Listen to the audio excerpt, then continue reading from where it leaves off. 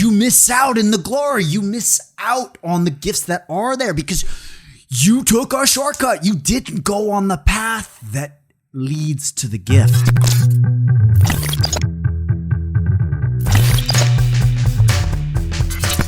Welcome, friends, to the Budo Brothers podcast. My name is David, and joining me, as always, are Eric and Kyle, founders of Budo Brothers.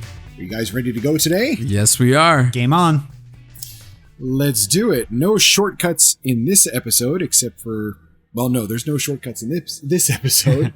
I want to talk about shortcuts, and I think the first thing I want to ask you is if you can remember a time in your life, regardless of what it was in, whether it's business or, something else, where you attempted to take a shortcut and it did not go as planned. I don't know why, but I'm instantly thrown back to my childhood, and my dad would always think that he knows a better way to get to a destination by taking a shortcut. And without fail, it adds an hour to the trip. Like, it's just like, I know a shortcut.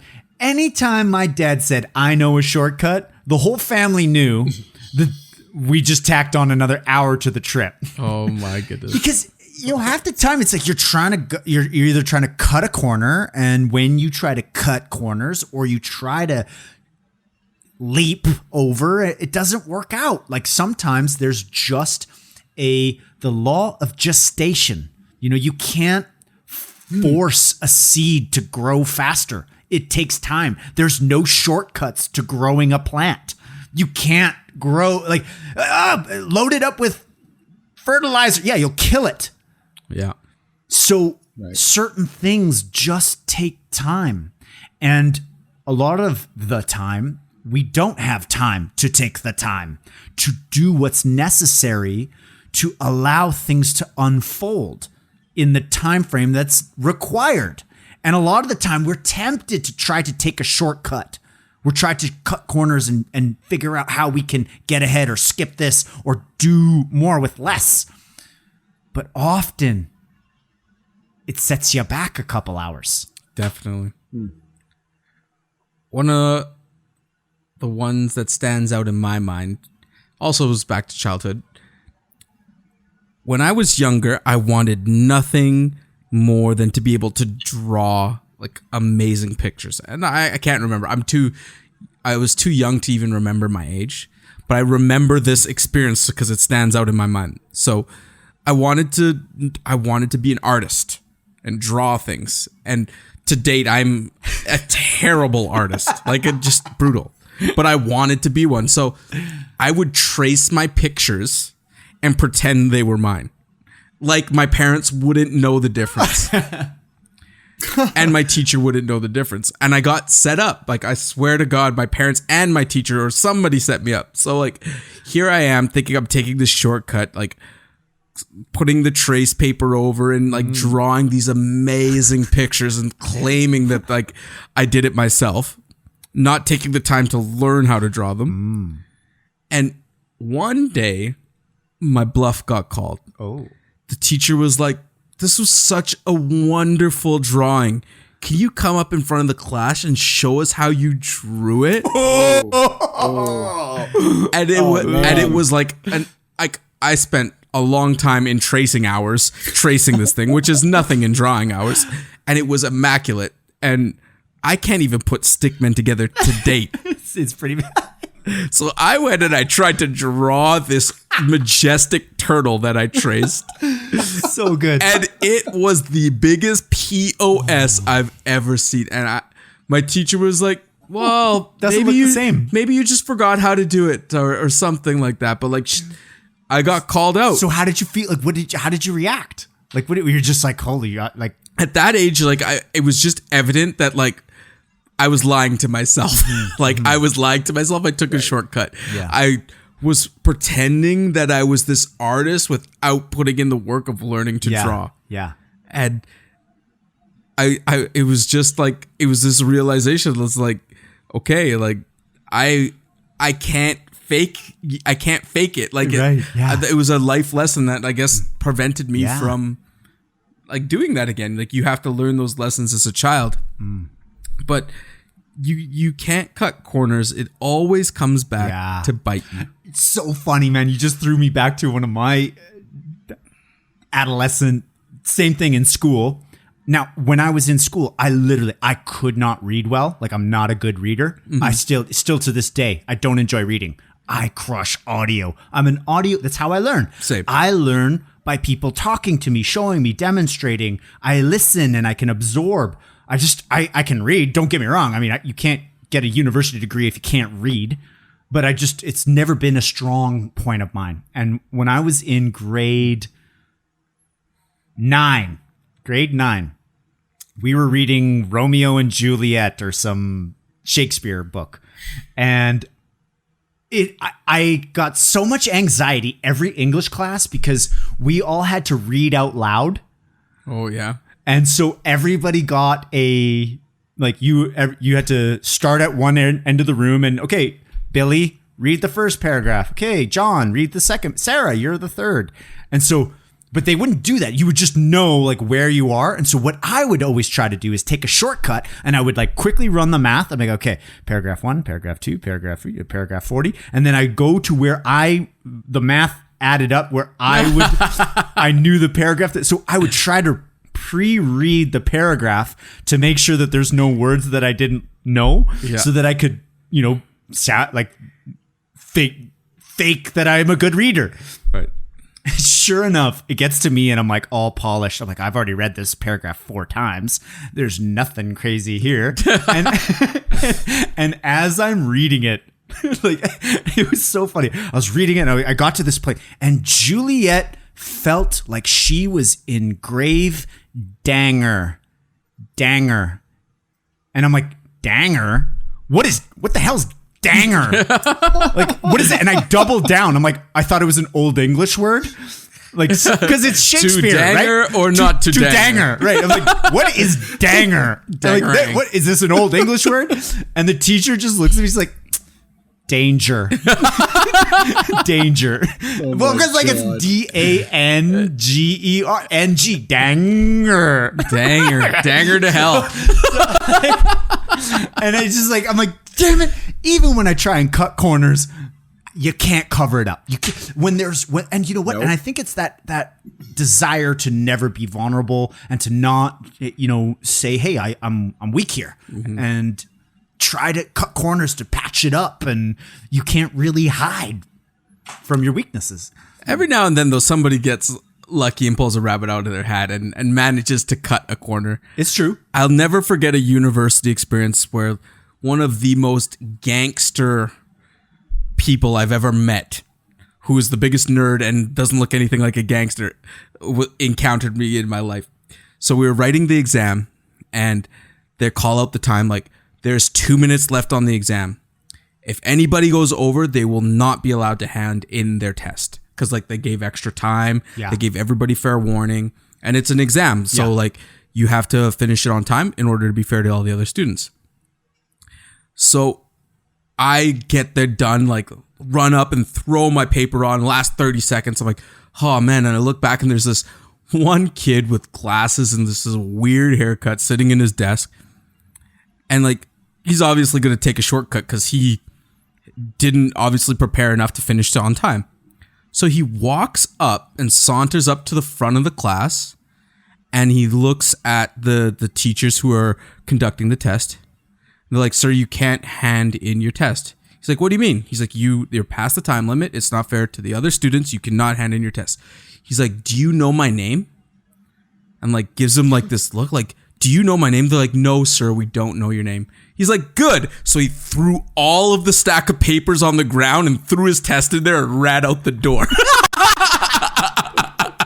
They didn't know his name. They didn't know his name. Genius. Creativity. That's a shortcut, and that paid off. Hey, Gay got an A for creativity. Yeah. But go ahead. Go ahead. But in the business world, I know shortcuts do not pay off. It's true. They always come and bite you. True. If you try to cut a corner on a fabric, or you try to, not give 100% your best effort, your customer knows right away. Yeah. So let me ask you then what you think about this particular phrase, because it's used really often and it's used almost in a positive way. And the phrase is fake it till you make it. Ooh. Is that a shortcut?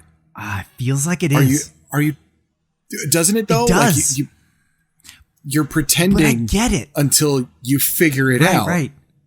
Like, it's so crazy because I flip back and forth on this because it's like you kind of have to have the confidence that, yeah, I am this. You know, you gotta. Ignorance is bliss. Yeah, but at the same time, just the word fake, you're inauthentic. It's not real. Fake means not real. Mm-hmm. And what we've learned throughout our journey is that what's real is where that's really where the gold is in the real, in the authentic. And it might be ugly and it might be in disrepair, but it's the authenticity that makes you real.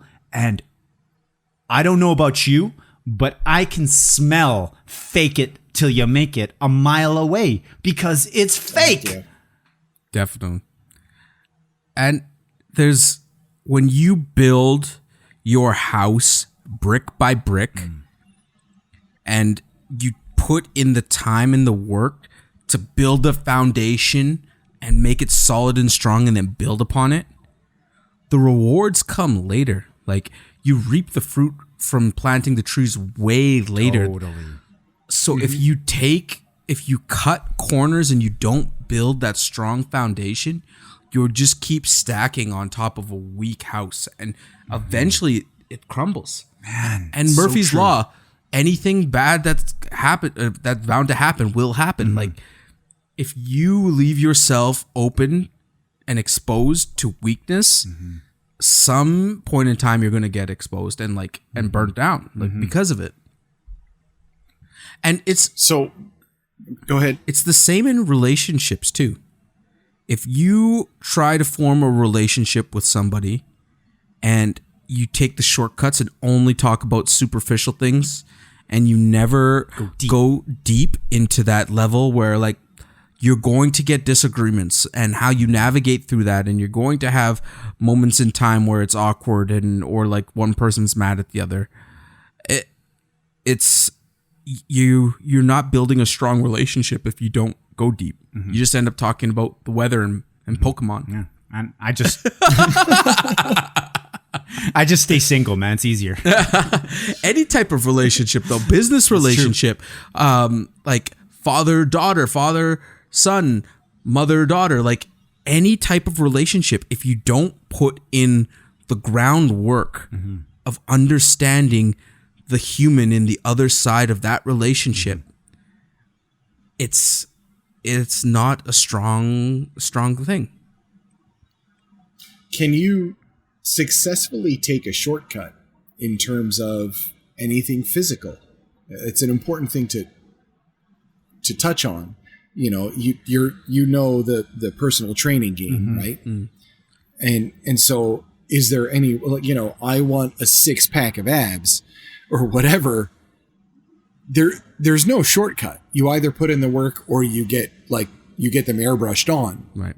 But, you know, again, one of those is fake. The airbrush. And one of those is not. Right. You know, for me, when I was in school, it was like when I was in high school, they put a book on my desk. It was like one of the first days of the year. And it's like, all right, this is the first thing we're doing. And it was Moby Dick or Herman Melville, right? Now, I don't know about you or if you've read this book, but I was bored to sleep and near death after the first 3 pages. Yeah. Like, good, this is not something I want to read. So I'm like, all right, it's great. I'm going to do this thing called Cliff's Notes, right? Cliff's Notes, it was in this yellow and black, right? And it gives you just the condensed version and some of the facts that were in there and so on and so forth. So I cruise through 6 weeks of class, English class, until we get to the test. And my teacher's in front of the class and he's like, all right, it's test day. And I just wanted to let you all know I have read the Cliff's Notes version and not a single thing on this test is in that book. Wow. And immediately I'm like, oh Target, right? This is really not going to go well. Check and make. I tried the shortcut. The shortcut did not work. I tried to take what was packed into 6 weeks and put it in 2 hours. And it just didn't happen. I think the only shortcut that exists is education. If you meet somebody and they pass knowledge on to you, it can save you a lot of time. If you listen to it. Like, man, you wouldn't know how many times I go back and like wish I would have listened to the advice of teachers, or I can't even remember who told me this. Like, you know what you should do with your money is you should invest it, because year over year it's going to compound, and eventually you'll be a millionaire at the age of 25. And you're just like, what is investing? I don't care. But like, honestly, if I could go back in time with the knowledge I had right now and just diligently invest in blue chip stocks, let's just say, like, until now, my financial life would be way different. But I would have had to take in that advice at that point in my life. Understood it. But there's some people who do take that advice and springboard ahead. Big time. And it's kind of cool. It's kind of like, it's like a slingshot. Like, knowledge and like wisdom can like slingshot you. So like it's almost not a shortcut. It's like a fast track. You tap into the wisdom of others that fast tracks your journey. Technically, I guess that is a bit of a shortcut. You instead of going the long way, you went the direct way. Instead of zigzagging everywhere and bouncing all over the place, you went to a source, and it gave you really, really powerful wisdom, really powerful knowledge that you then employed, that fast tracked your life, that gave you this shortcut that got you where you want to be faster. So it's almost like wisdom, and I want to use wisdom, not knowledge, wisdom. Okay. Right. Wisdom is a short wisdom. What's the difference between knowledge and wisdom? Knowledge is regurgitating facts. Okay. Wisdom is actually applying the facts and knowing. So, a lot of students that graduate from medical school, they have a lot of knowledge, but the surgeon with 40 years experience has wisdom. Okay. They have the same knowledge. The surgeon with 40 years has the wisdom. He's fought battles. He knows what works, and they all have the experience. Exactly. Yep. So exactly. Wisdom is knowledge plus experience, and applying the knowledge equals wisdom. And I think you said it best there. There's nothing more powerful than time in the game. Time at your craft. Putting in the hours that it takes to become a specialist or the best in your profession or what you do. You can't shortcut that. Like, it just takes time. You need to run all the scenarios, see all the problems, see everything possible in order to know what to do in all the situations.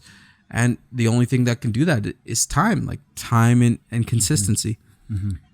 And the term overnight success is such a facade, because so many companies have put in 10 years of work before you call them an overnight success. Right. Exactly.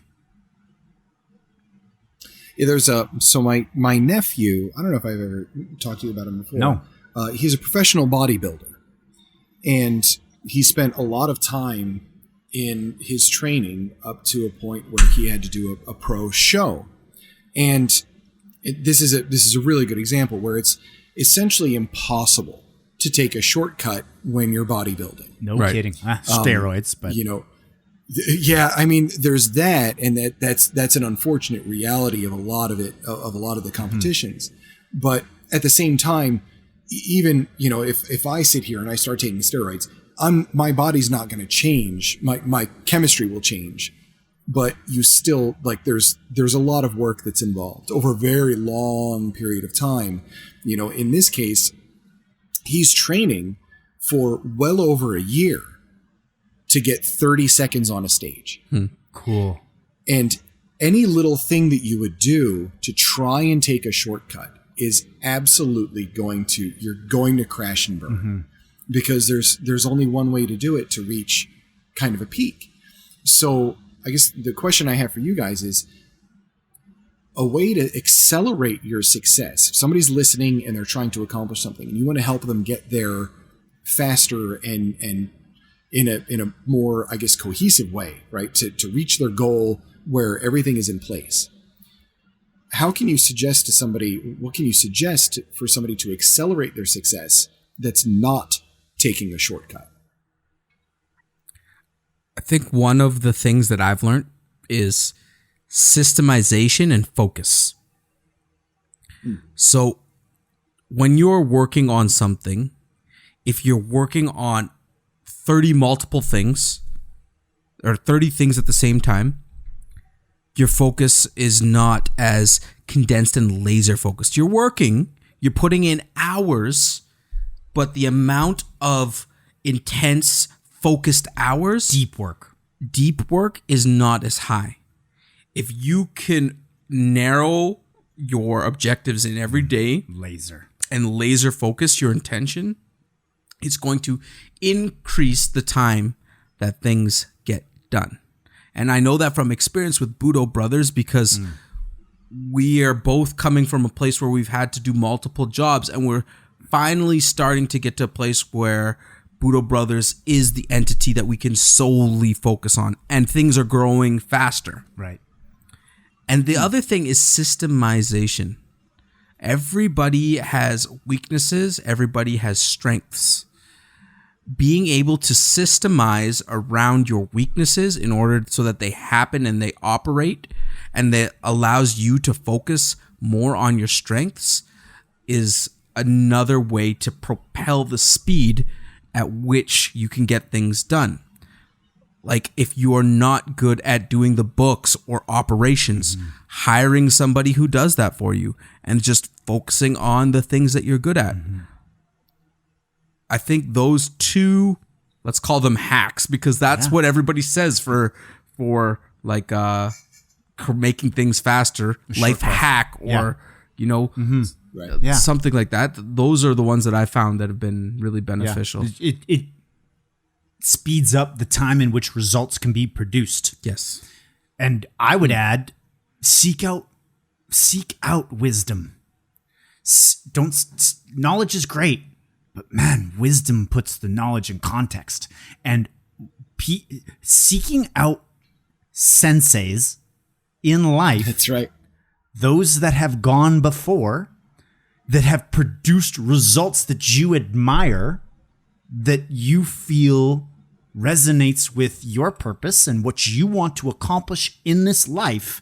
Seeking that out is a fast track, because if you really deeply establish communication with these individuals, they want to help people. They want, because they know where you're at, and they can see themselves in you, because what you're doing resonates. There's resonance.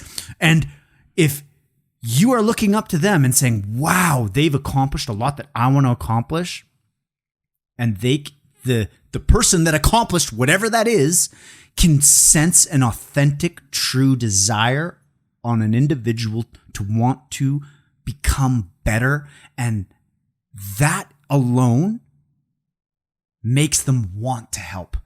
Honestly, I'm shocked at how many successful, quote unquote, you put them on a pedestal, these Goliaths, that they actually yes, I've achieved amazing things.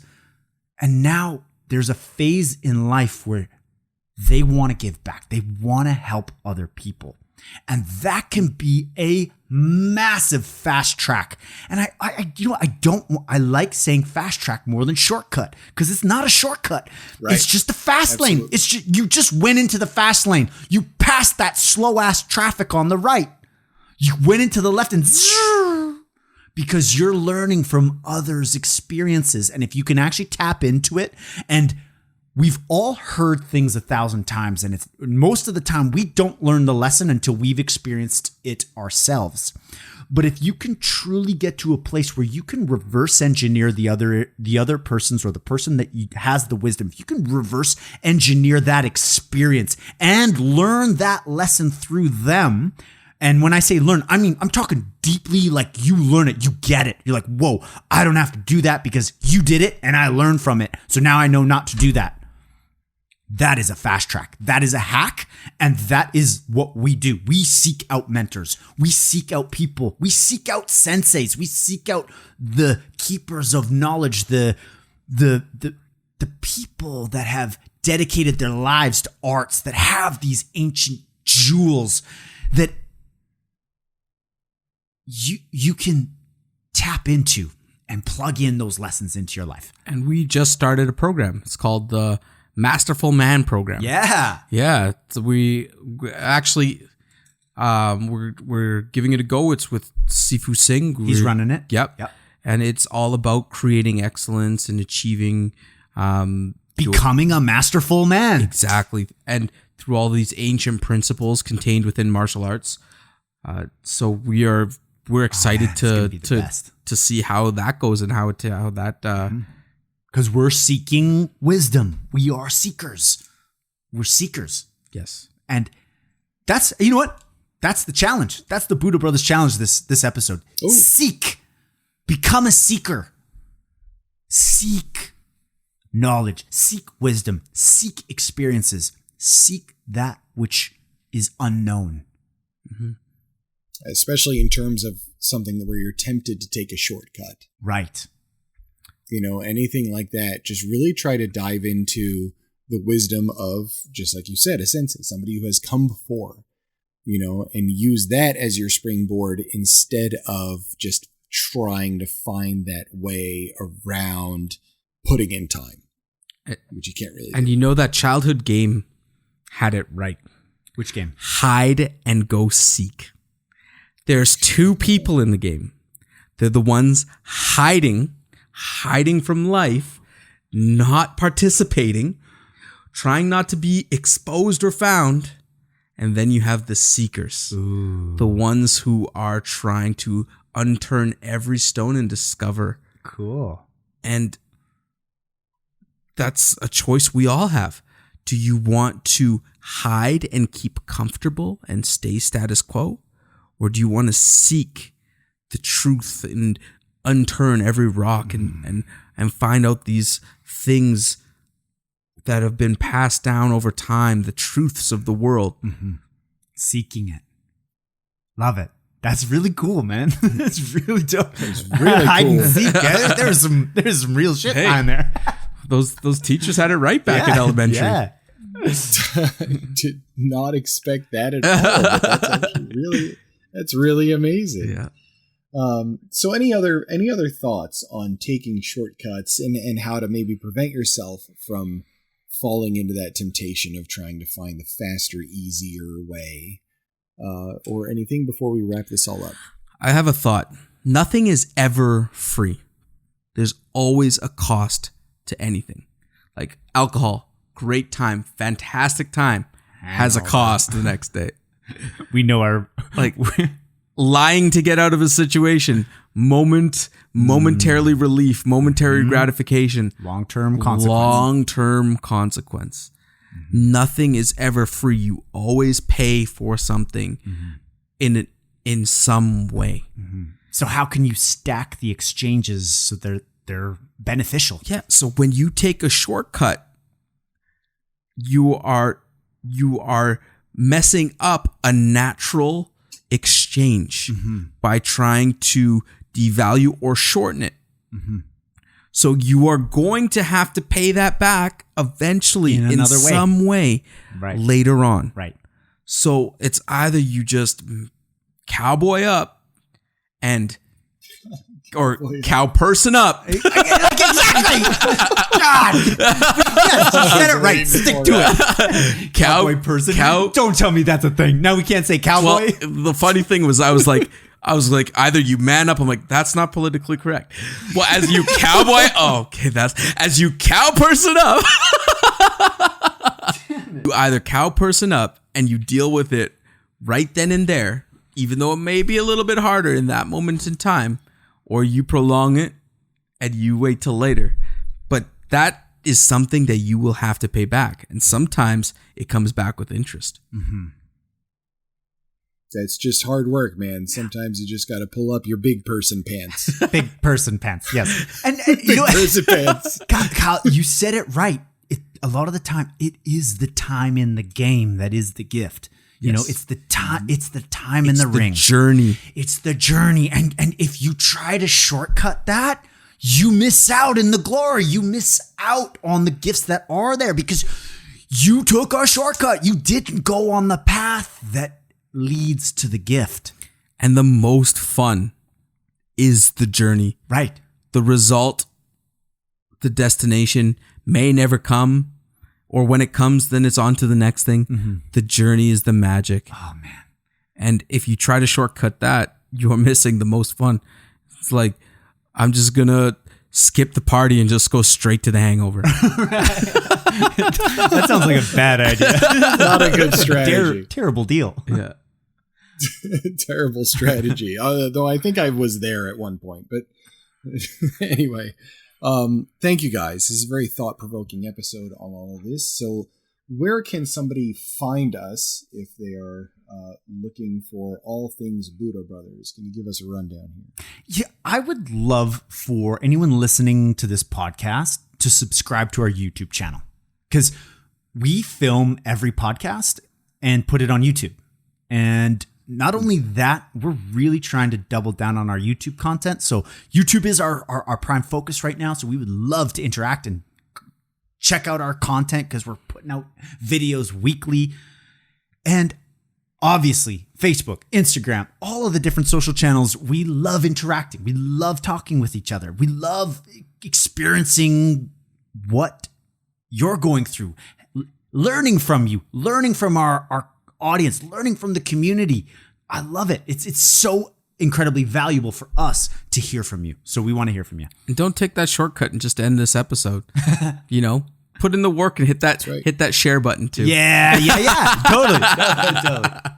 Yep. Or even take a moment to just write and say, hey, this podcast is awesome. I'd love to hear you guys talk about this, or this. Yeah. Fantastic. You know what? Idea. That's a kind of a suggestion. That's a good point. Let us know. Lob over some topics that you'd like us to chew on. That'd be helpful. Absolutely. No shortcuts. No shortcuts. Okay. So as always, gentlemen, thank you so much. This was awesome and a great way to get through an episode with you both. And I appreciate you. And we will catch everybody on the next one. Thank you. Signing off.